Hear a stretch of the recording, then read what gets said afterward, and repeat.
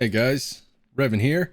Welcome back to episode 7 of MCEternal, where today we're going to see how far we can't get into Mekanism.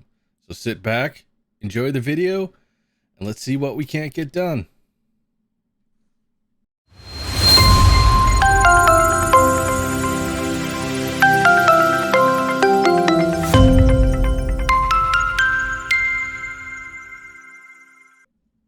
First things first, I streamed a little bit over this weekend, and let me show you what we've gotten done. We didn't get too much. We did a little bit of cleaning up with the AE system. If we come down here, we added a couple extra controllers and really just started getting into the basics of auto crafting.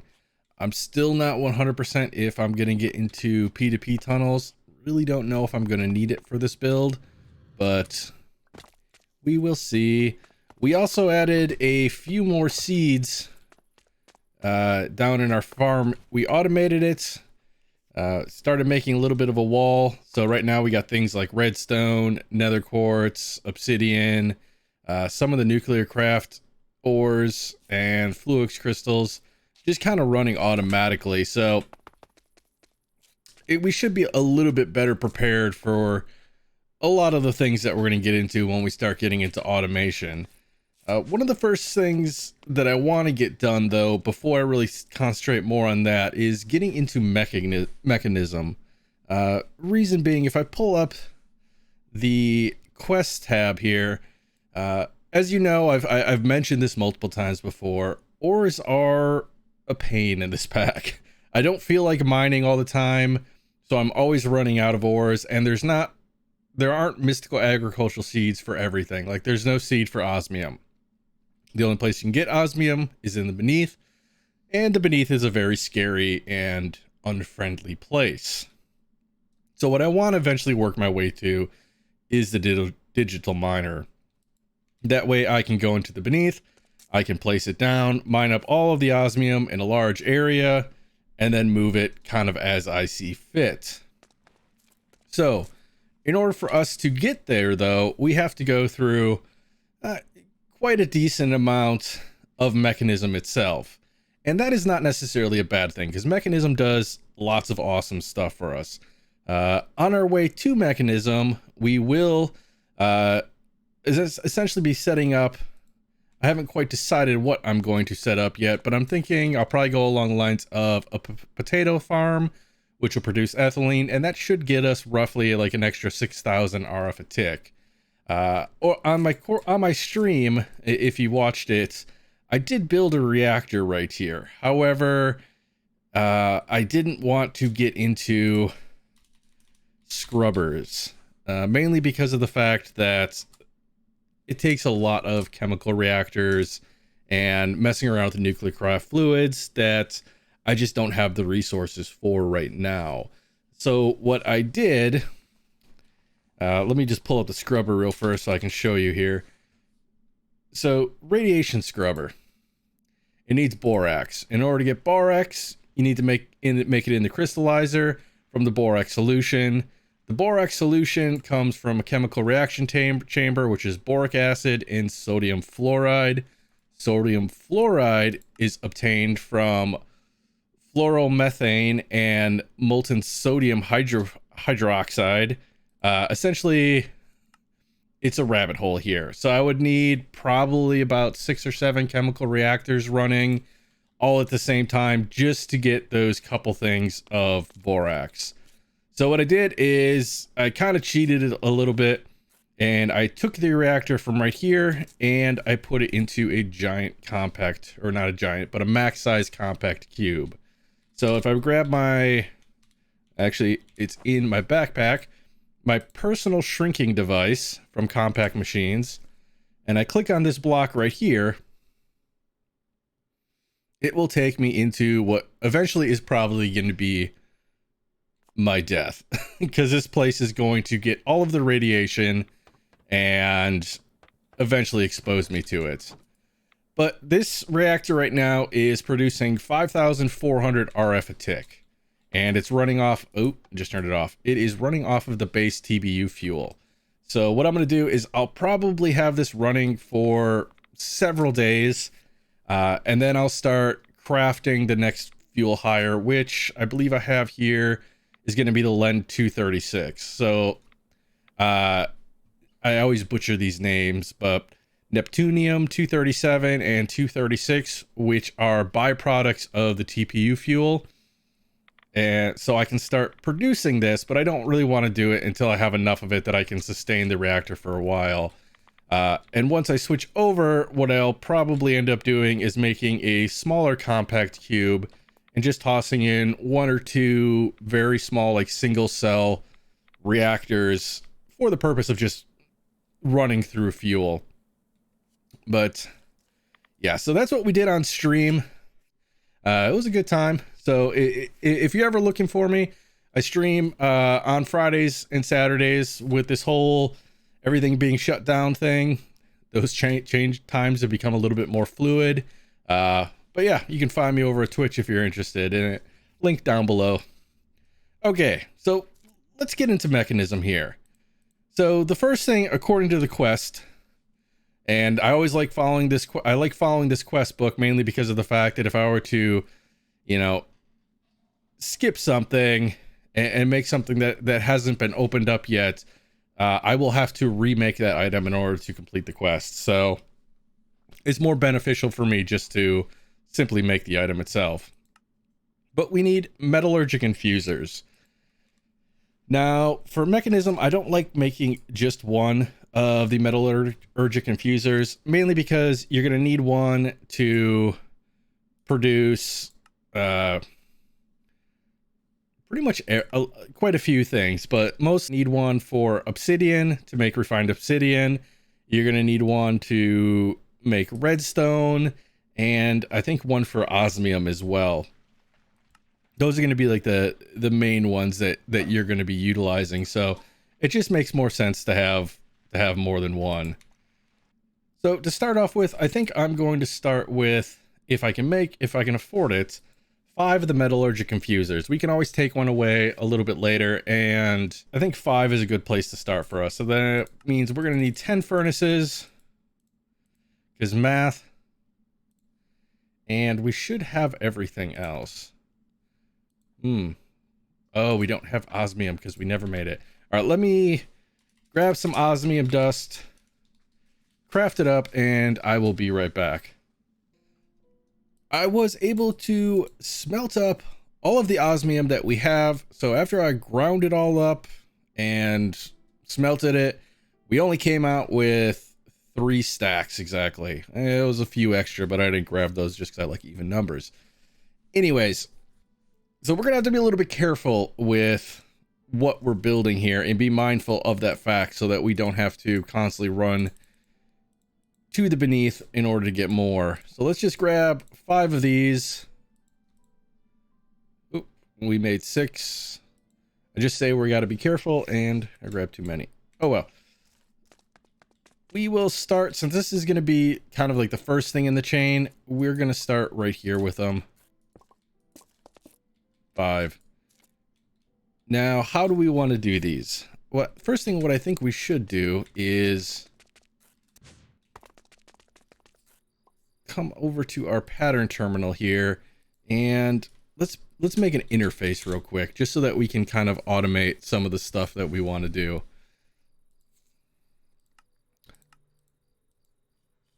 So we have a pattern for the interface. We're going to need one for formation core and one for the annihilation core. We just drop down here. I like scattering these about as well, so they're not all trying to be processed by the same interface. And then we can just kind of come over to our craftable items, and let's say we grab ourselves 5 interfaces. What are we going to be missing? We're going to be missing pure nether quartz. So I have the ability to make that, but apparently I haven't taught the system. So let's just do that real quick. I made the patterns for the pure nether crystal. I have one for the seed over here, and for the actual nether crystal, Ooh, if we come down to our growth acceleration chamber, I have it in there. So now if I come over to my system and let's say I want to have 4, I can push start and they should start populating up through. Yep, there we go. 3 and 4. Perfect. So now we should be able to make our interfaces. And let's craft up 5 and start that. In the meantime, we can start preparing the backside of these for what we're going to need them for. I still have my magnet turned off just because I don't want to be collecting everything from upstairs, but it is starting to get to me when items don't get picked up. Now this, I can't guarantee this is going to be the most efficient way of doing this, but it's the way that I know how to do. So what we'll do is we will grab some item conduits and a crate. There we go. And then I believe it's an importer.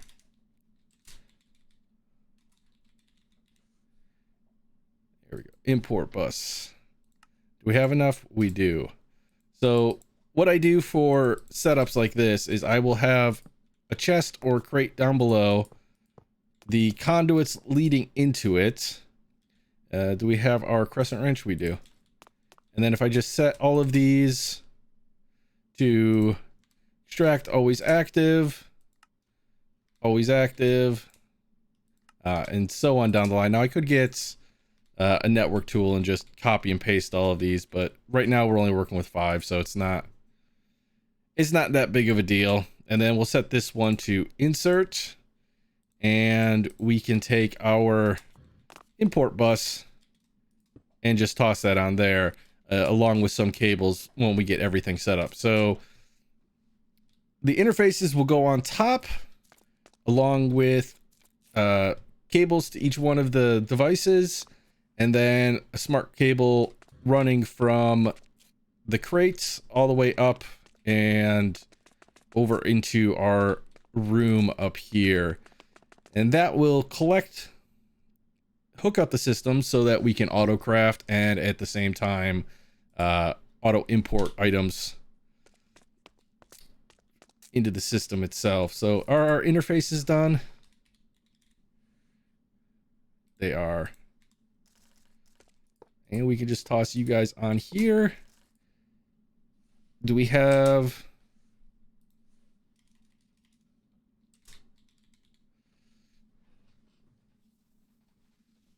Just bear with me 1 second while I try to find it. Some glass cables.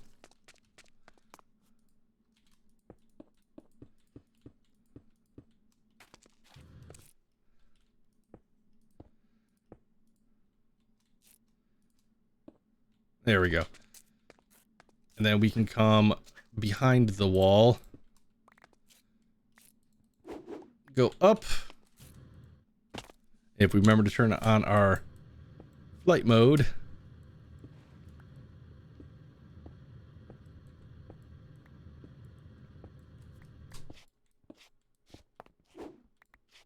And this should... Ooh. Found ourselves a little bit of water. Question is, do we need this water here? Kind of do. But once we put a pipe there, that'll rectify this itself.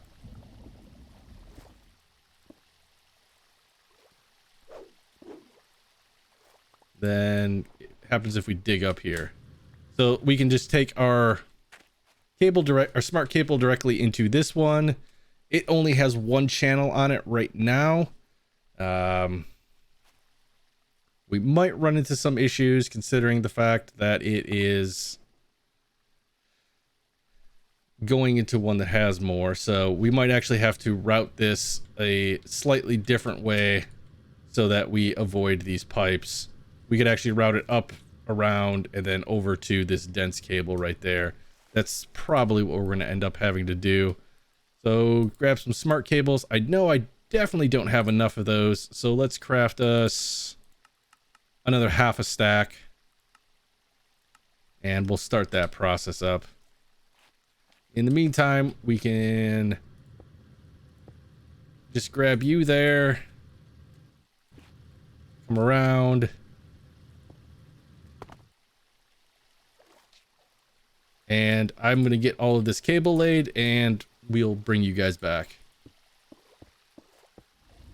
Another important thing that I've almost forgotten here is going to be power to the metallurgic infusers. And the way that we're going to do that, since Ender IO can share the same block space, we're just going to run it from the bottom. So where are my Ender IO energy cables? Eventually we are going to put an energy cube there just to kind of act as a power buffer. But for now, we'll just leave that open and then put a flux point on it. Won't look the best, but it will do the job just fine. You can go there. You don't need to be there. Some Zeg. Clear up a little bit of our inventory. And I say clear up a little bit. Thank you. And let's grab ourselves a flux point. So these should all be getting power. Each one of these is going to have a different purpose. This one is going to be our redstone. So we're just going to load it up on redstone. It'll take from over here and that should be good. I'm not 100% sure how to get this to load automatically with redstone, but we'll figure that out. We can just take another stack, toss it in. Now, if you're running low on redstone, you can save a little bit if you use the, I believe it's the enrichment chamber. Let me just pull that up. Let's see, redstone. Find, yeah, Mechanism enrichment chamber. So if I were to put redstone into an enrichment chamber, it would make compressed redstone. So one piece of redstone would turn into compressed redstone. That can be then used in the metallurgic infuser to give me a little bit more redstone than just the single one was. It shows 10 here, but it's not. It's more like 3 or 4 times the amount. I'm not really going to get into that right now just because I have redstone seeds up there. So I'm not really hurting for redstone. But if you were, that would be a way of saving a little bit on it. And you can also put redstone blocks in there if it's something that you know you're only going to be using for redstone and you don't want to have to worry about loading it. So one of the next things that we need to complete, let's see, is the enriching factory. In order to complete the enriching factory, we need the enrichment chamber, like we were just talking about. So let's make ourselves one of those if we can find it. Here it is, enrichment chamber. So we need some steel casings. I'm just going to make a couple of these since more than likely we will need a few. And we're going to need a couple more control circuits. So we'll just pop you in there and let's make just an extra 4. But again, we have to kind of be safe with how much osmium we're using, at least for now. These will also take speed upgrades. I believe they take up to 8 energy and 8 speed. Let me see what those are made of. I don't know if we have the capability of making them yet until we get some more of the machines. Speed. Okay, so we need enriched alloy, which is iron and redstone. And that'll make ourselves our enriched alloys. So if we grab some iron, and let's just grab another stack of redstone, and we can just kind of have this stuff be running in the background here. And since we don't have anything set up, we will just toss it in this one for now. We have 5 more of the plates for the enrichment chamber. Now, once you make a machine, if you don't want to make it into a factory right away, I believe there's upgrades. So basic tier installer, if I were to click the machine with the basic tier installer, it would automatically upgrade. So, you know, if I were to come over to, let's say, this one here, this is now a factory. It will take up to 3 slots, and I believe that the top tier is 5. But the nice thing about these is you can do auto sort, and it'll do 3 at a time as opposed to the 1. But in this case, it wants us to craft one. So we shouldn't have any issues with that. No, we already have the enrichment chamber. Basic enrichment factory is what we want. And we just got to toss the chamber in there, and now we have the factory. And we can just toss you down right there. What is the next part that we want to do?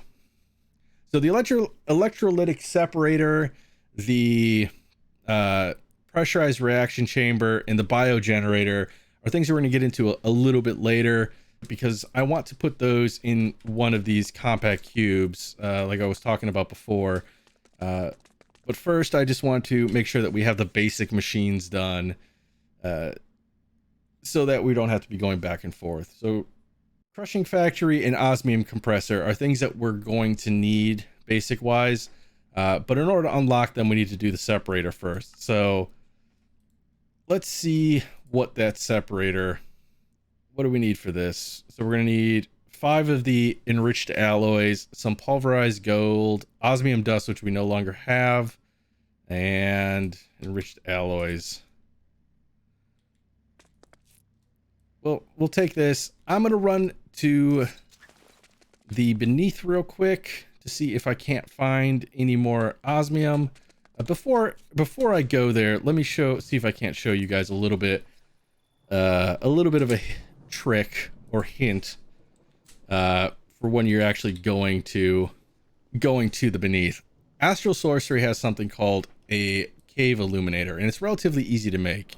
You just set up a simple little starter Astral Sorcery just for making these. So if I come over to the cave illuminator, toss you in there, and then grab my wand here, Astral.